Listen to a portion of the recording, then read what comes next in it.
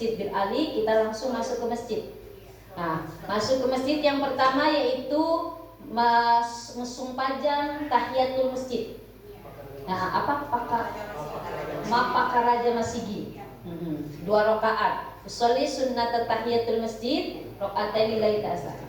Nah, kata musung pajang Mapakaraja Masigi 2 rakaat karena ta'ala. Selesai, lalu sholat sunnah ihram. Salat sunnah ihram.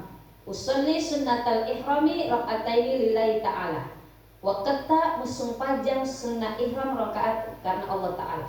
Bacaannya terserah. Yang penting Al-Fatihah harus dibaca. Karena kapan musung pajang tidak baca Al-Fatihah tidak sah musung pajang tak. Iya. Kalau surat itu sunnah, artinya surat tidak dibaca pun tetap sah musung pajang tak. Karena bacaan yang wajib itu ada 5, 1 dalam sholat, yaitu takbiratul ihram. Jadi harus takbiratul ihram. Allahu Akbar, angkat tangannya ini bukan wajib. Diambil atau apa, pokoknya ditaruh di sini apa itu tidak wajib. Takbiratul ihram yang wajib. Yang kedua tadi Al-Fatihah itu harus dibaca. Kapan tidak dibaca tidak sah musung pajang tak. Yang ketiga apa? Tahiyat akhir. Nah, at-tahiyatul mubarakatuh shalawatu thayyibatul lillah assalamualaikum sampai asyhadu anna Muhammad Rasulullah. Itu yang wajib. Lalu apa yang ketiga? Shalawat. Allahumma sholli ala sayyidina Muhammad wa ala ali sayyidina Muhammad. Itu wajib. Kalau kama sholli ta'ala Ibrahim wa ala itu sunnah. Jadi kalaupun tidak dibaca, misalkan kalau biasanya sholat tarawih itu kan imamnya cepat tuh. Tahu assalamualaikum cukup sampai Allahumma sholli ala sayyidina Muhammad wa ala ali sayyidina Muhammad assalamualaikum sudah sama sepajang tak. Malah silak datok. Tapi banyak yang suka yang cepat. Apalagi di Jawa ada sholat tarawih 20 rakaat hanya 9 menit.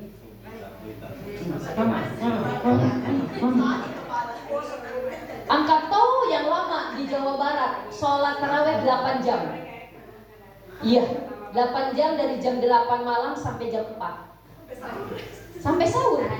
Karena satu harinya 1 khatam Al-Quran. Bukan 1 juz, 1 hari khatam Al-Quran 1 malam. Mau yang mana? Yang 9 menit atau yang 8 jam? Yang sedang-sedang saja. Jadi Allahumma sholli ala sayyidina itu sunnah. Yang terakhir yang wajib adalah salam. Assalamualaikum warahmatullahi. Sebelah kanan, sebelah kirinya sunnah.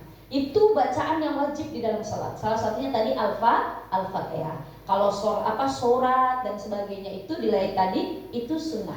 Jadi kalaupun tidak baca tapi lebih aja baca. Masa tidak dihafal? Pasti ada yang dihafal gitu. Tadi kul ya kulhu kulajul falak kul itu dibaca. Ya. Nah setelah itu kita nanti sampai selesai sholat sunnah ihram, nanti niatnya dibimbing di bis oleh mutawif. Jadi kita selesai nanti petunjuk nanti. Kalau udah selesai sholat ibu bapak kumpul di tempat ini lagi. Nanti kumpul di situ kita menuju bis. Nanti di bis baru sebelum kita meninggalkan Masjid Zulhulaifah atau Masjid Bir Ali, kita nanti niatnya seperti ini. Nawaitul umrata wa ahramtu biha lillahi ta'ala. Labbaik Allahumma umratan. Ini niat untuk pribadi sendiri. Nanti kalau umrah yang kedua nanti niat misalkan untuk berapa? Badal umrah. Misalkan mohon maaf wajib untuk Pak Haji, kita Pak Haji juga untuk yang sudah meninggal dunia nanti di umrah yang kedua ketika Siti tur Mekah. Ini umrah untuk pribadi dulu. Nah, next. Nah, sampai di situ, nah, ini ihram ya. Kita ibu bapak posisinya seperti ini, tapi nanti di dalam bis nggak apa-apa kita tidak posisi seperti ini.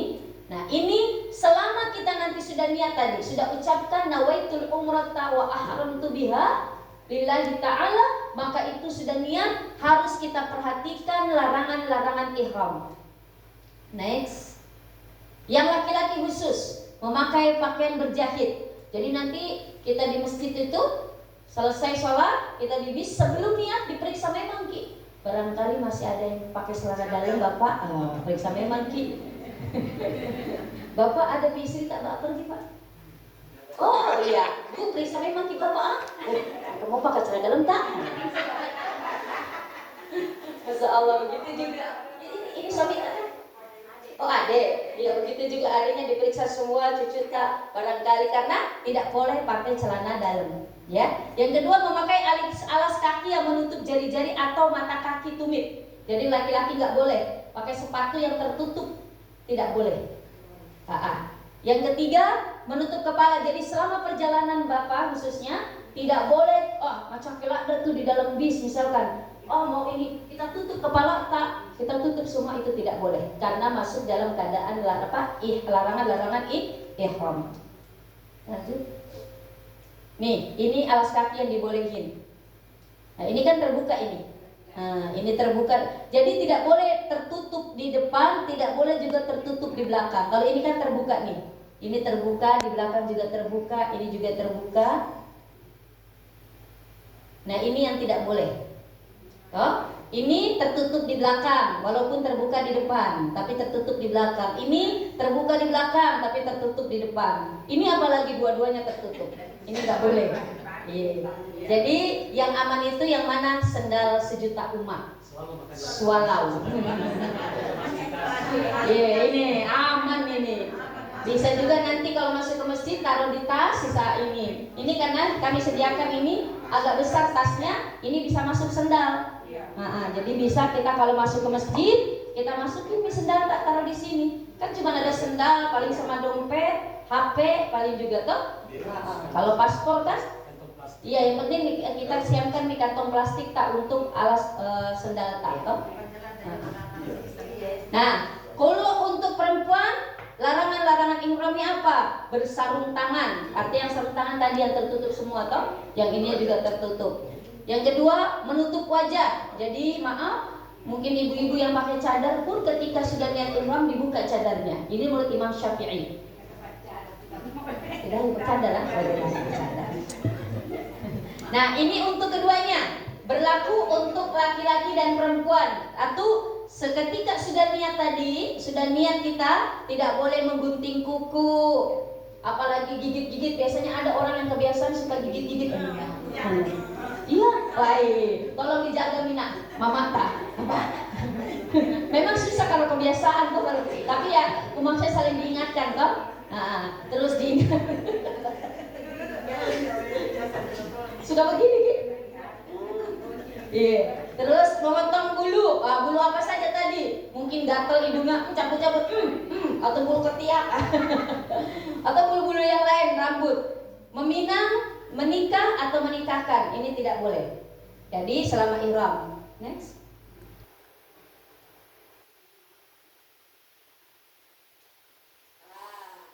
Ketika sudah niat ihram, nggak boleh, mohon maaf, berhubungan suami istri sampai yang agak laki nabu.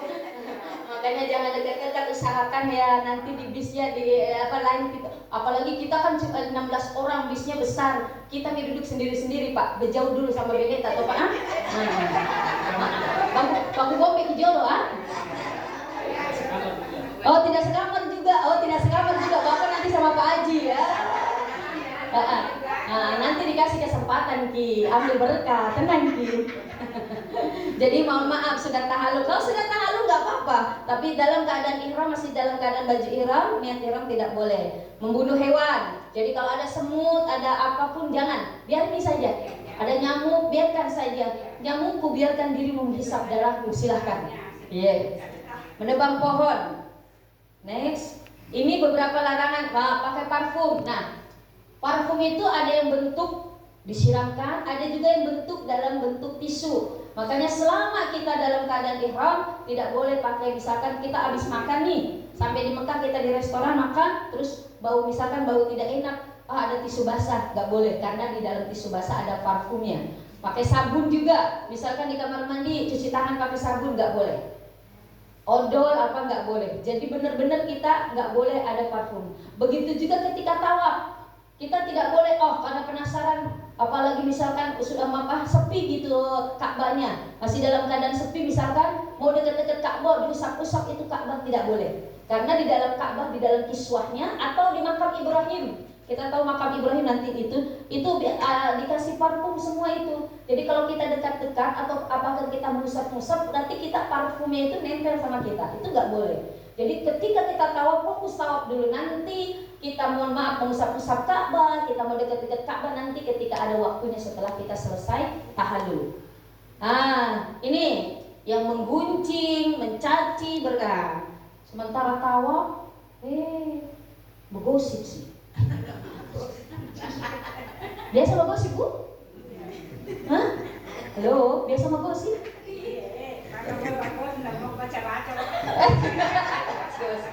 Iya, tidak ada kesempatan magosip tuh baca-baca toh. Tapi biasanya begitu, saking herannya. Weh, ada orang tinggi sekali. Weh, Tandre Paga. Nanti ada orang itu, weh, bolong Paga. Jangan begitu ya. Jadi tetap kita lafal ini terus kita berzikir selama tawaf sa'i. Kalau nggak bisa ada doa ya kita zikir sekarang, Kak. Subhanallah, astagfirullah, Allahu Akbar, Allahu Akbar. Baca di surat, baca Al-Fatihah, baca doa Rabbana Atina dan sebagainya. Yang penting mulut ini jangan sampai dibiarkan untuk mengguncing, mencaci, apalagi berkata-kata porno, apalagi malaga, berkelahi, bertengkar. Biasa di Malaga, Bu. Nah, ini larangan-larangan udah teh. Nah, tawaf. Jadi nanti kita sampai di Mekah, namanya hotelnya Rayana. Apa namanya? Sekarang apa? Masih Rayana. Enggak ada namanya. Lupa.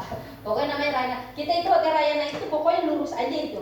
Enggak jauh 150 meter kita jalan, enggak 1 kilo, enggak 2 kilo. Nah, kita sampai di hotel, pembagian kunci, lalu insya Allah makan malam. Setelah makan malam, lalu kita ke kamar, istirahat kurang lebih mungkin 1 jam. Kita baring-baring istirahat sambil naruh koporta. Nanti di Mutawif kasih tahu, tolong nanti kumpul di lobi hotel di bawah jam sekian-sekian, nanti diberitahu. Nah, turun ke lobi dalam keadaan berwudu karena kita mau tawaf, mau sumpah jam. Nah, syarat daripada tawaf yang pertama suci dari hadas kecil dan najis pada badan, pakaian dan tempat. Jadi kita tadi berwudu, nanti sudah istirahat kita berwudu. Nah, selama istirahat di hotel tolong perhatikan larangan-larangan ihramnya. Jadi ibu tolong jangan dibuka kerudungnya, apalagi mau menyisir dan sebagainya. Nah, itu khawatir rontok rambutnya, itu kita bisa kena dam. Bapak misalkan mau ke kamar mandi ganti kain ihram tak dengan handuk, itu nggak boleh. Dengan sarung itu tidak boleh. Memakai sabun dan sebagainya itu tidak boleh. Jadi harus tetap diperhatikan larangan-larangan ihramnya. Nah, yang kedua tadi kita dalam keadaan wudu, yang kedua dalam keadaan menutup aurat. Nah, ibu-ibu tadi perempuan menutup aurat seperti ini, kostat kita jangan sampai lupa. Yang ketiga, next, yaitu niat tawaf, nanti dibimbing. Jadi kita dari hotel, misalkan jam 1, jam 2 kita berangkat dari hotel menuju ke Masjidil Haram. Sampai di Masjidil Haram, nanti masuk Masjidil Haram pasti baca doa Allahumma antas salam wa minkas salam wa alaika ya'udus salam wa inna rabbana bisalam wa inna jannata darussalam. Sampai selesai. Nanti ketika niat tawaf melihat Ka'bah ada doanya. Nanti dibimbing sama pembimbing, Kak. Nanti ketika sudah masuk, next, kita masuk dekat di Hajar Aswad. Nah, karena memulai dan mengakhiri tawaf yaitu pada sudut Hajar Aswad. Ini namanya Hajar Aswad. Hajar batu aswad hitam, batu hitam. Kalau tidak lihat, nanti dilurus ke atas itu ada namanya lampu hijau. Itulah start atau permulaan kita tawaf dan akhir kita tawaf. Nanti dibimbing lagi niatnya, pasti kalau tidak pakai bahasa Arab, bahasa Indonesia, saya niat tawaf ini Ka'bah 7 putaran karena Allah Ta'ala. Dah. Nah, next, ini Ka'bahnya. Menjadikan Ka'bah berada di sebelah kiri. Jadi kita di sini, ini Ka'bah. Bismillah, Allahu Akbar. Kita awalnya dulu ketika memulai tawaf itu mencium Hajar Aswad. Awalnya dulu Rasulullah. Tapi kondisi sekarang kan berbeda. Ramai sekali gitu. Megalado nggak bisa kita mau nggak bisa, kita setengah mati. Jadi apa? Diganti dengan Bismillah Allahu Akbar. Ini sebagai bentuk ganti daripada mencium. Bismillah Allahu Akbar. Bismillah Allah. Tapi ada lalu keliwali Bismillah Allahu Akbar. kali waliwa itu. Pokoknya yang penting simbol aja, Bismillah Allahu Akbar, Bismillah Allahu Akbar, Bismillah Allahu Akbar. Lalu baca nanti pembimbing. Kalau tidak dengar pembimbing, baca doanya apa Ustazah? Karena dalam pelaksanaan ibadah umroh itu tidak ada doa yang pasti atau tidak ada doa yang wajib. Beda dengan sholat. Tadi sholat ada beberapa bacaan wajib, Al-Fatihah. Tapi kalau umroh tidak ada. Kayak tawaf tidak ada nih, cuman kita baca misalkan Subhanallah walhamdulillah wa la ilaha illallah wallahu akbar wa la haula wa la quwata illa billahil aliyil azim. Itu enggak apa-apa. Kita baca itu. Kita baca itu, lalu next. Meyakini telah sempurna putaran ke-7, nanti kan pembimbingnya baca. Meyakini lanjut.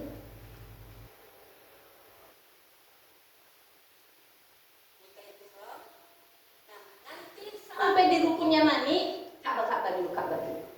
Ka'bah, ini kan ada 7 ya, ada ini Hajar Aswad, ada 4 sudut, 1, 2, 3, 4. Ini namanya di sudut Hajar Aswad. Kita mulai tawaf ini di sini. Nah, nanti kita putar Bismillah Subhanallah Alhamdulillah mutar. Rukun Yamani, rukun Iraki, rukun Syami. Lalu nanti ini namanya rukun Yamani.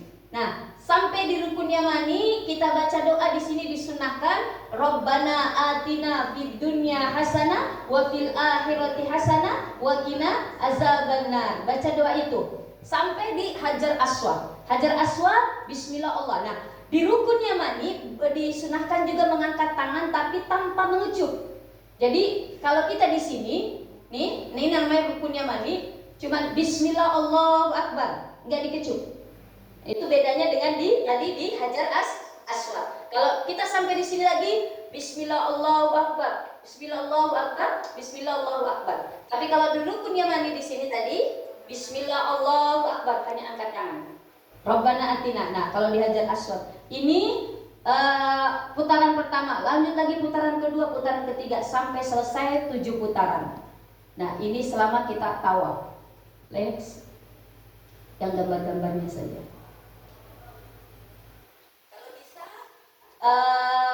khusus pria lari-lari kecil di putaran ketiga. Tapi rata-rata enggak sih, karena ini kan kalau bisa. Kalau tidak pun tidak apa-apa. Misalkan Subhanallah, Alhamdulillah, wa la ilaha. Kalau misalkan lenggang, tapi kalau rame itu susah kita untuk lari-lari kecil. Ini Hajar Aswad. Tidak memutus putaran. Bagaimana kalau sementara mata wapa banyak kempes? Apa sih maksudnya banyak kempes Ustazah? Di bawah keluar angin push. Bagaimana Ustazah? Maka kita harus keluar, ambil air wudhu, lalu lanjut kita tawafnya. Misalkan kita tawafnya sudah di putaran dari 3 mau putaran keempat, berarti lanjut nih kita mulai putaran keempat. Kita mulai putaran keempat, yang ketiganya sudah cukup, jadi lanjutkan putarannya. Enggak mesti kita mulai lagi putaran pertama, enggak. Jadi kita sudah putaran keberapa itu kita lanjutkan. Karena tawaf itu harus dalam keadaan berwudu, sama dengan hukumnya sholat. Karena sholat harus dalam keadaan berwudu, tawaf juga harus dalam keadaan berwudu. Maka disunahkan, diharapkan ketika tawaf juga usahakan jangan makan, jangan minum. Karena kita sama saja ketika kita sholat. Beda dengan sa'i. Kalau sa'i kita tidak punya wudhu pun nggak apa-apa. Kita mau minum pun makan pun nggak apa-apa kalau sa'i. Misalkan di tengah-tengah sa'i kita macarepah, lanjutkan sa'i. Beda dengan tawaf. Kalau tawaf sementara tawaf macarepah, maka mohon maaf berhenti di tawaf tak, karena tidak sah, karena kita dalam keadaan hadas besar yaitu macarepah. Next, memperbanyak doa dan zikir. Ini setelah selesai sholat nanti tawaf, ada namanya sholat sunnah tawaf. Nanti dibimbing sama ustaz. Kita baca doa dulu, biasanya baru kita sholat sunnah tawaf bersama-sama. Nah, ini gambaran kita Ka'bah. Nomor 1 tadi ini namanya Hajar Aswad. Nah, yang nomor 2 ini namanya Multazam. Apa itu Multazam? Antara Hajar Aswad dan pintu Ka'bah, ini namanya Multazam. Nah, Multazam ini juga adalah tempat paling mustajab kita berdoa. Di sini. Mustajam sampai pintu Ka'bah. Ini nomor 3 pintu Ka'bah. Banyak orang di sini tidak mencium Hajar Aswad. Orang, mohon maaf, di sini kita berdoa semaksimal mungkin. Nah, nomor 4 ini Hijir Ismail. Apa bahasa Bugisnya? Apa? Batu Masalengkoe. Ini batu Masaleng. Nah, ini batu Masalengkoe. Hijir Ismail ini termasuk dalam kawasan Ka'bah. Jadi nggak boleh kita tawaf potong kompas masuk ke sini, nggak boleh. Karena ini masuk dalam kawasan Ka'bah. Maka kita harus di sini nih. Nah, ini Hijir Ismail. Nomor 5, ini rukun Yamani. Tadi saya bilang Allahu Akbar, Bismillah, Allahu Akbar tanpa mengecup. Dan nomor 6 ini namanya Maqam Ibrahim. Maqam Ibrahim ini bukan kuburannya Nabi Ibrahim. Tapi di sini nanti ada bekas telapak kakinya Nabi Ibrahim. Di sini di dalam kerangka ini, dalam kayak apa sarang ayam kurung ayam ini, di dalam ini ada bekas telapak kakinya Nabi Ibrahim. Malu pulang tuh. Tertinggi Nabi Ibrahim. Nah, nanti kita bisa lihat nanti sampai ketika tawaf dia selesai. Inilah bentuk kita di Ka'bah dan tempat-tempat yang sangat mustajab kita berdoa. Next. Selesai kita nanti tawaf, doa, lalu kita sholat sunnah tawaf, sama sholat sunnah tawaf rakatain lillahi ta'ala, lalu kita minum air zam-zam dulu. Sunnah minum air zam-zam. Nah, sunnahnya minum air zam-zam itu pertama menghadap kiblat. Jadi kita ketika minum air zam-zam, kita lihat nih, menghadap Ka'bah. Kita minumnya dan sunnahnya berdiri. Beda dengan minum air biasa, kita sunnahnya duduk. Kalau minum air zam-zam sunnahnya berdiri. Dan kita niatkan minum air zam-zam ini untuk obat. Kita niatkan minum air zam-zam ini untuk sebagai penangkis. Mungkin ada orang yang jahat sama kita. Kita niatkan untuk apapun. Kita niatkan karena apa? Ma'u zam-zam lima syuribalan. Karena air zam-zam itu tergantung dengan apa yang kita niatkan. Niatkan yang baik-baik. Bila perlu ibu, nanti kalau sebelum tawaf, kalau ada botol kosong isi air zam-zam, taruh di tas, niatkan. Ini air zam-zam ini kita bawa tawaf, banyak orang doa dalam tawaf itu, niatkan untuk misalkan ada keluarga kita yang sakit, ada keluarga yang kita yang butuh, kita bisa kasih nanti. Sisa nanti dilakban, taruh di kopor, diniatkan, gak apa-apa insya Allah. Karena ketika tawaf itu banyak sekali kan orang berdoa kan. Jadi doa itu insya Allah. Ya, tapi jangan banyak nih, jangan satu kopor isinya doa air saja semua ya. Iya, 5 paling banyak, 5 ya juga udah banyak. Iya, takutnya kalau 5 ibu, 5 satu, bisa 1 galon ibu. Digabung itu, ya Allah, jadi 5 dikali 4 aja udah 20 botol. Bisa dibagi-bagi untuk keluarga kita yang sakit. Diniatkan misalkan ada anak kita yang misalkan ada keluarga yang ada yang kekurangan apa, ada yang misalkan sakit apa, diniatkan insya Allah. Nah, setelah kita minum air zam-zam, lalu apa? Lalu kita pergi nanti ke tempat sa'i ini. Like next.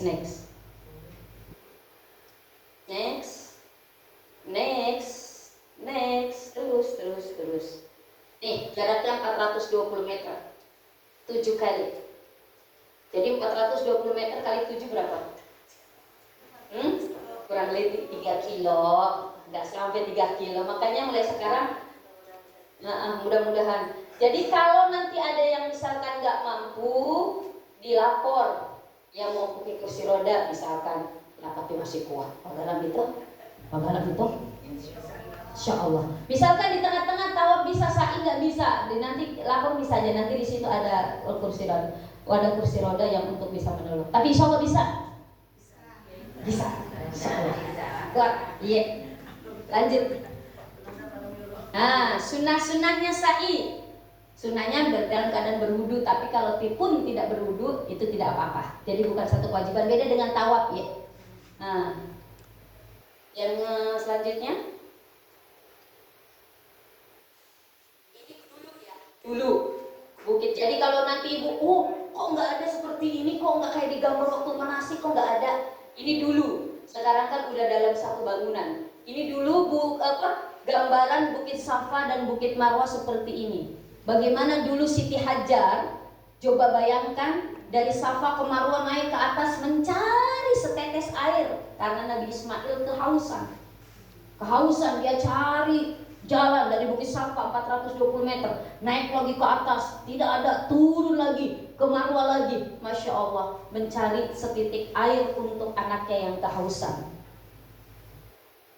Menghadap kiblat, takbir, berdoa. Nanti biasa kita selama membaca sholawat, subhanallah, alhamdulillah, wa la ilaha illallah, wallahu akbar. Kita berdoa, Rabbana atina fid dunya hasanah wa fil akhirati hasanah wa qina azabannar.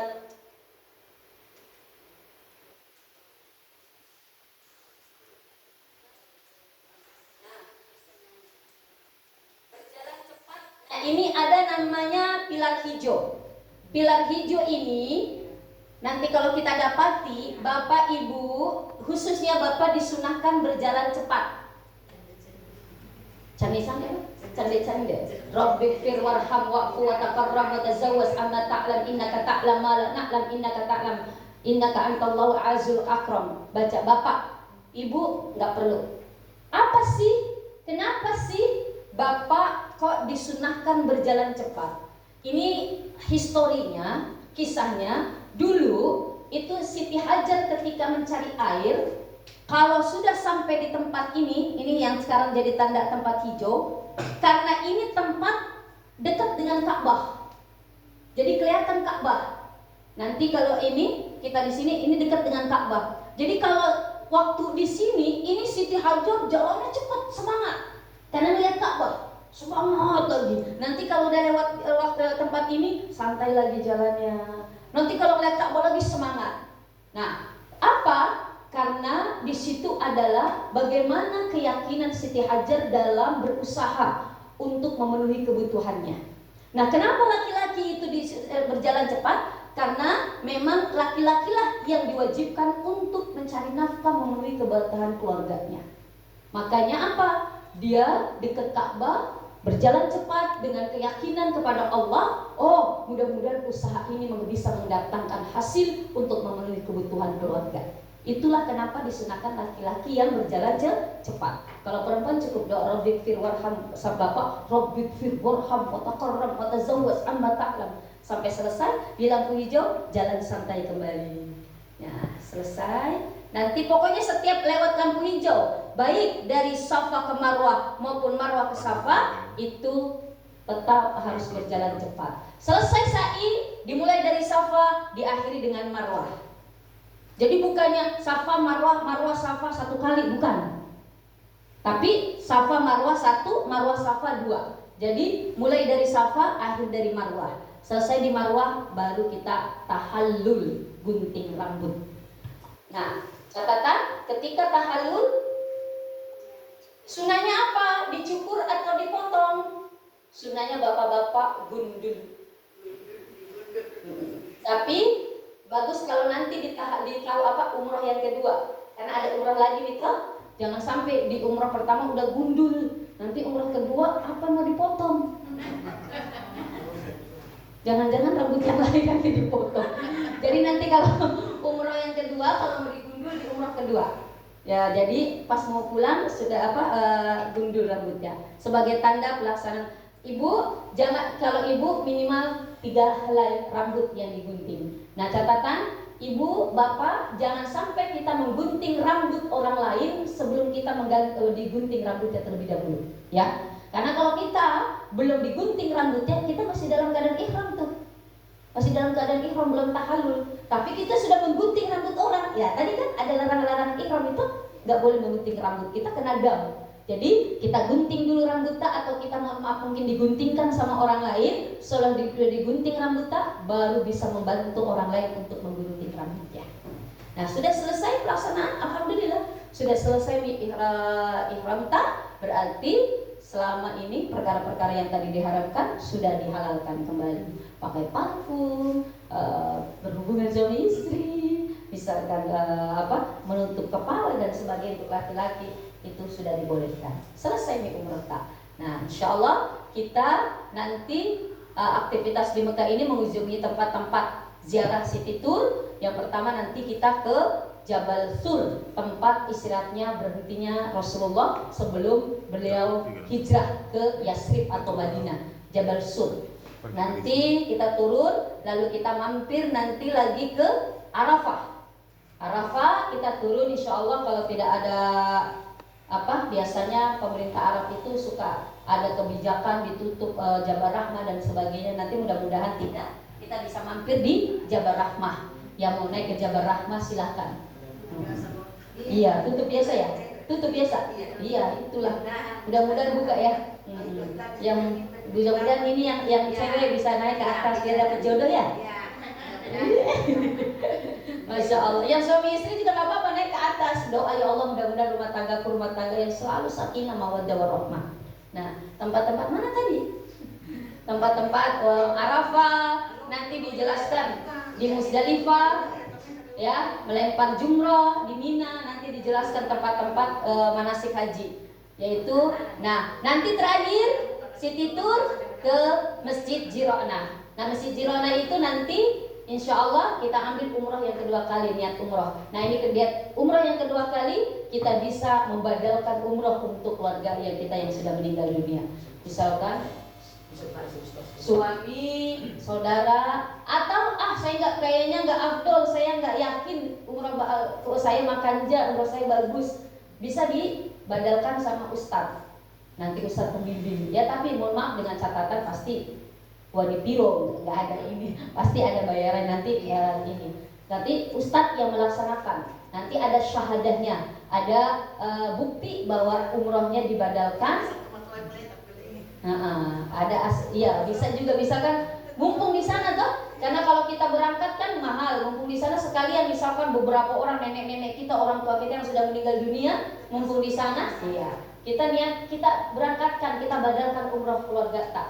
Jadi jangan hanya kita sibuk dengan belanja, kita pun disibukkan kalau ada angka dalil atau kita keluarkan rezeki kita untuk apa? Untuk hadiahkan ibadah umroh untuk orang tua kita, saudara-saudara kita, keluarga kita yang sudah meninggal dunia. Insyaallah. Itulah rangkuman beberapa manasik, penjelasan tentang manasik. Barangkali dari penjelasan atau pemaparan saya masih ada yang kurang paham, Bapak Ibu bisa bertanya, silahkan.